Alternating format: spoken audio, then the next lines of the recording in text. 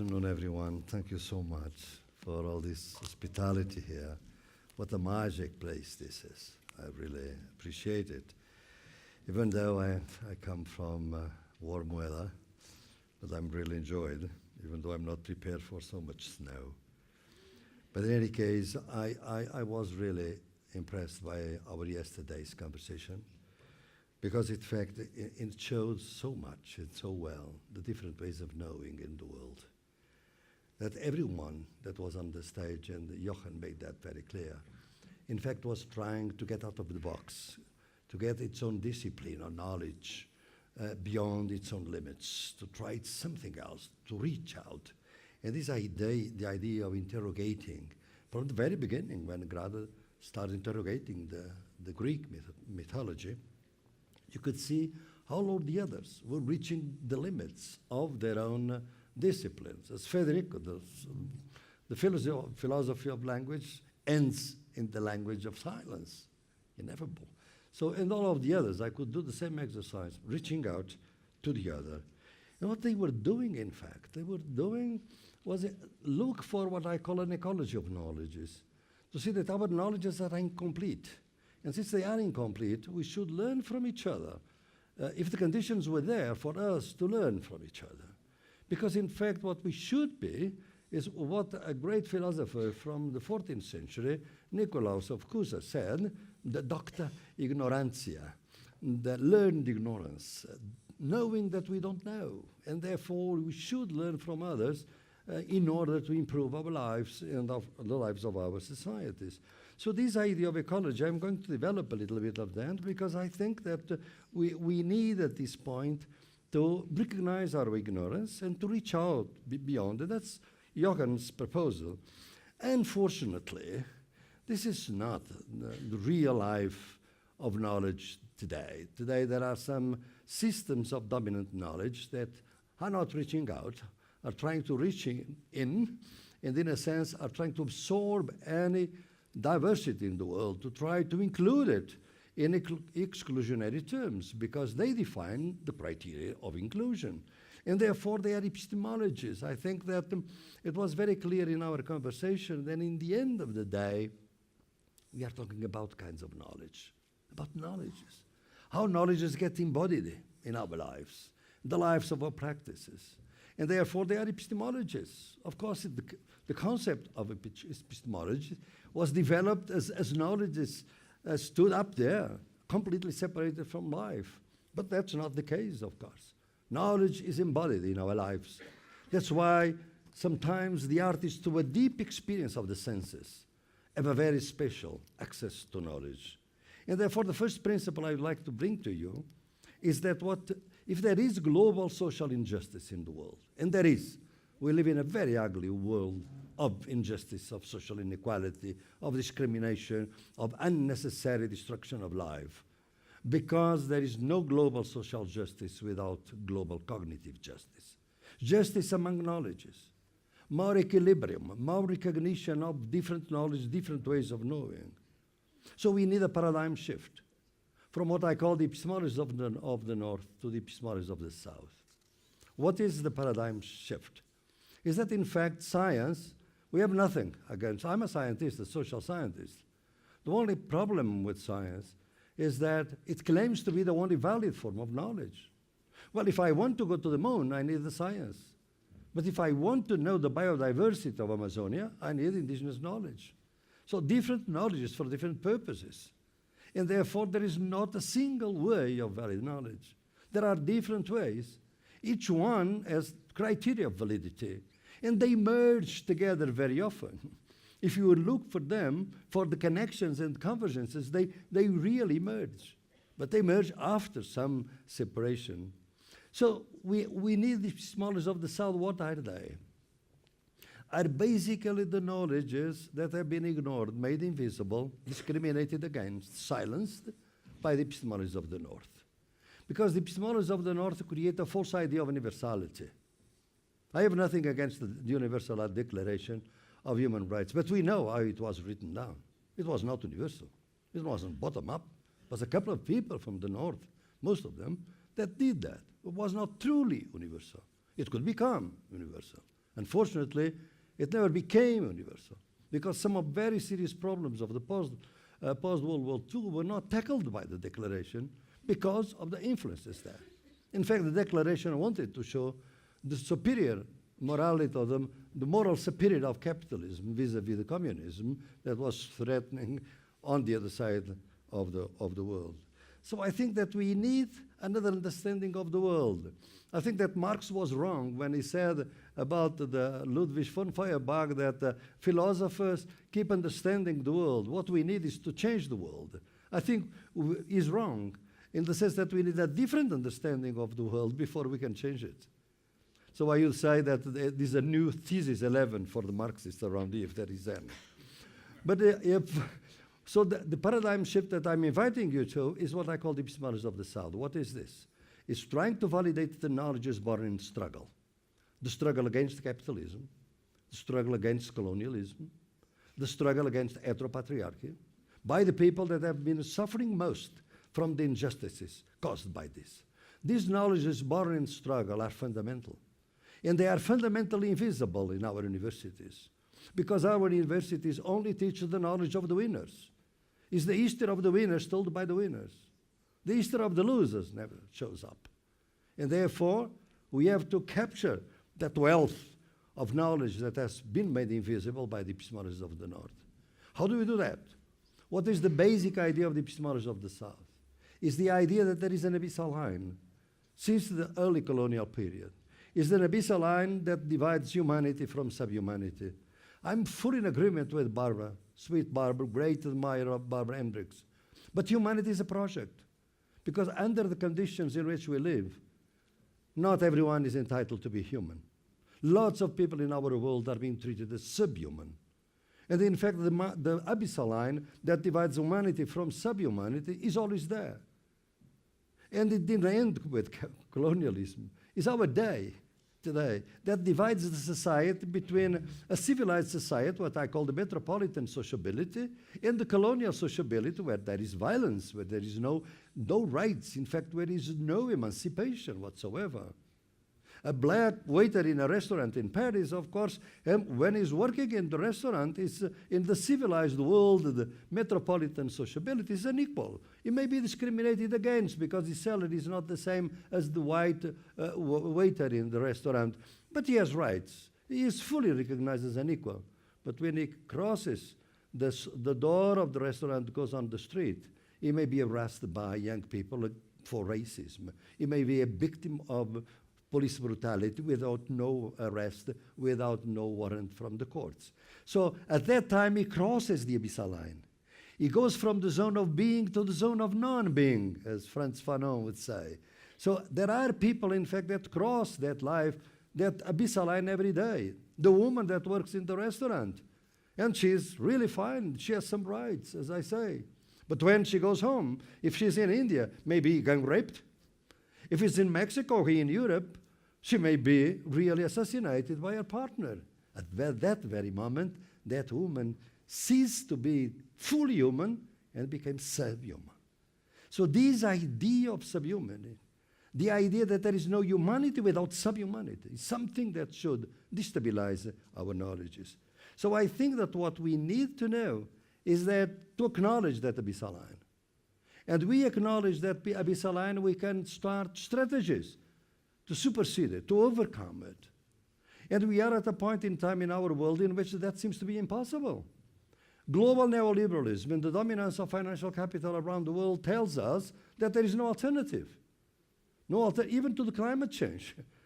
We are, in fact, regressing, not progressing in this area. So there is no alternative. Come on. If you are in the fields, as Barbara has been, as I've been in South Latin America, in Africa, in Asia, the people are struggling for life. New types of economies, solidarity economies, peasant economies, cooperatives, forms of sociality, forms of reciprocity, the buen vivir of indigenous people all over the world. In New Zealand, a river has finally given human rights by a court, because it's a sacred river for the indigenous people there. So there are alternatives, but we don't see it. So we don't need alternatives. We need an alternative thinking of alternatives. And I think that's what the epistemologies of the South can do. And now, if I look at this, we can see that our ideas of universality are wrong because they are very partial. Look at this in Europe. When Bismarck, at the end of the 20th century, was launching the first social security in Europe, all of us were celebrating the idea that labor has finally some rights, is protected by unemployment subsidies, by pensions, and so on. At that very moment, we are legislating about forced labor in Africa, Shibalo. The same people, the same legislatures. So it was universal here, but not applying there. So the abyssal line made that invisible. And this invisibility is so radical, this abyssal line, that is invisible. We don't see it. And it's in our minds. The minds when we see a person of a different color on the streets, when the police see a white or a colored people. This internal is, of course, what is in us. So I think that from here, if we do this denunciation, then you can move forward. And the first principle is this, the sociology of absences. And I'm going to tell you that, in my view, in a world in which it is said that we have no alternatives, I think that this alternative thinking comes from the artists. I see the artists in the front run because they have this experience, the deep experience of the senses, of this embodied knowledge, so they are the first to acknowledge the abyssal line. And you have seen how Grad, so the Gabi, and the Naine, they saw it very clearly. They saw very clearly the abyssal line. So the first one is the absent artist. Is the artist that's struggling for absences. He or she is herself an absent artist, is not recognized by the canon. He needs or she needs an insurgent curator to become an artist. And whenever he becomes or she becomes an artist, she becomes an artist, but her community does not become an artist. She crosses the abyssal line, but the communities stay where they are, in the zone of non-being, in the zone of destruction, in the favela, in the barriadas, in the squatter settlements. So she moves up, not the community. But it is a beginning. And so I think that the absences is very important. And I'd like to show you how some of the artists show so strikingly the abyssal line. For instance, I would like to show, Manuela, help me here. Yeah, this is from Andre and Paci, Andre and Paci. These are 3 slides that show the abyssal line very clear, better than I could show you. This is the abyssal line. How these people are climbing to the plane, but they can't. The plane is not there for them, you see. So this is the abyssal line. And I think that's the beginning of it, because once you denounce this abyssal line, then you can start seeing what is out there, on the other side, the struggles, the knowledges, the experiences, and then new knowledges comes up. So the second type of artist, the first one is the absent artist, is the artist of the not yet, the artist of the noch nicht, of something that is latent, is not there, because she can see that. She can see the potential, the latency, the new energies that are coming there. And these new energies sometimes are very ancestral, are primordial, but then they become so part of our present. Why the concept of nature, of the indigenous people as Pachamama? The idea that nature does not belong to us, but we belong to nature, becomes so current today, because 75% of the biodiversity in the world is indigenous people's lands and territories. They have been the guardians of biodiversity, and therefore their concept of nature is so close to our contemporaneity these days. But look around. The Western thought, because of colonialism, impoverished itself. Remember 1600 and 1700, and we have Spinoza. Spinoza had a completely different view of nature from Descartes. For Descartes, nature is at our disposal because it's res extensa. For Spinoza, nature is in a sense God. Deus sive natura. Deus, ou seja, there is nature. Nature, there is God. They used to say it's a different concept of nature, very close to the indigenous, the Buddhist conceptions of nature. Why did the nature as conceived by Descartes succeeded? Because it would allow for the exploitation of natural resources that was at the core of colonialism. It was a res extensa at our disposal. We could exploit it. We could, and of course, nature was inferior. So everything that was closer to nature, women, slaves, indigenous people, blacks, they were closer to nature, therefore inferior. So nature always like that. So there was this idea that this emergence is coming, and I give you an example. I could give you lots of examples of the abyssaline, of this abyssaline. For instance, Carlo Levi, when Carlo Levi wrote that famous book, I was in exile from Mussolini, when he wrote that book, Christ Stopped at Eboli, was the misery, the subhumanity of the people living in caves in Matera, that some of you have visited now are tourist sites. Not at that time. So you see this complete destitution, this violence against people treated like the subhuman people. But now, if you see the broader landscape of these epistemologies, of these ecologies of knowledges, in art and in practice, you can see, for instance, how ancestral instruments can become very updated, and they can become really a new form of art in music. And I give you an example of the sociology of emergences. This is the artist of the not yet is an orchestra of ancestral instruments and high technology of the University of 3 de Febrero in Buenos Aires. Let's see if I can get here. It is just 1 minute of this orchestra.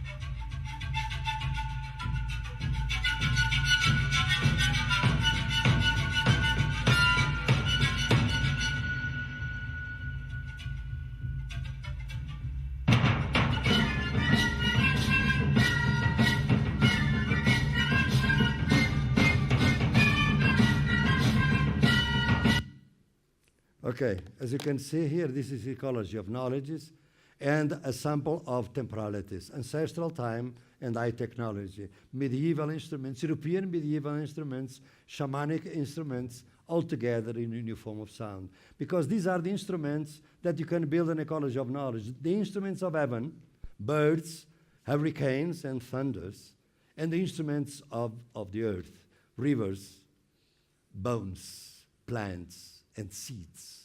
So and from them you can create music. So I think that it's possible to do this, and it is possible when we have a conception of science, as Wolf brought us in yesterday. This kind of science, the humble science, can also be part of this ecology of knowledges. And I bring you to finalize an example of my field work and my activism. I'm now involved in a great struggle against the agriculture, industrial agriculture and toxic agriculture in Brazil, because Brazil imports toxic pesticides and insecticides that are really poisoned and are poisoning people. We have high incidences of cancer in the countryside, much higher than in São Paulo, because of the pulverization of insecticides and pesticides by air. And therefore, the lives of people are destroyed. Well, for that struggle, we need science, engineers, chemists, scientists, biologists that are with us. Of course, the Monsanto biologists are not with us. The Bayer artists, the engineers are not with us. But there are other scientists that are with us, and the knowledge of the campesinos, of the peasants, of the indigenous people that are working with him. So I think that if you analyze this, and I have 2 minutes, just to tell you how the two artists, the two types of artists that I consider post-abyssal artists. I think that the post-abyssal artist is what I consider the artist of the future. She is an artist of two types. The first is the one they have to see the abyssal line, and some of them walk on the abyssal line. They are the only ones, to their knowledge, that they can be in equilibrium between the metropolitan sociability and colonial sociability, between the zone of being and zone of non-being. Social scientists are not capable. We don't have language for that. We are reduced to silence, not the artists. So the artists can walk in that line. Of course, they can fall on one other side. They have to be very careful. There is no insurance, but they are the ones. The other one is what I call the cantilever artist. The artist is a cantilever. You know what a cantilever is? It's a beam that is fixed on one side and the other is free. It's the artist, wherever he is or she is based, his light or her light lightens and darkens both sides of being, of non-being, of metropolitan sociability and colonial sociability. So the artists allow us to see the darkness inside brightness and the brightness inside darkness. So these are possible because their knowledge is embodied knowledge, is in a deep experience of the senses, while the sciences were trained for superficial feelings of science. We're trained to know about, not to know with. To feel about the sense of other people, but not feel with them. That's why our solidarity sometimes has been hypocritical. In order to be solidarity in our way today, as Barbara was saying, we have to take risks. Risks in our personal life, very often. I've just learned that some of my books are now forbidden in Brazil by Escola Sem Partido. I'm not surprised. I'm in such a great company of Paulo Freire, of Maria Helena Chauí, of Karl Marx, of Foucault, of so on. I'm proud, but of course my publishers are not proud at all because, of course, the sales will go down. But, you know, just to tell you that precisely here I can see the emergence of new forms of knowledge, and that's where there's hope. I think that we have tackled fear, and we have to be aware of that, but we need hope. But hope needs knowledge, knowledge that's capable of sustaining that hope. It was about this that I tried to tell you today. Thank you.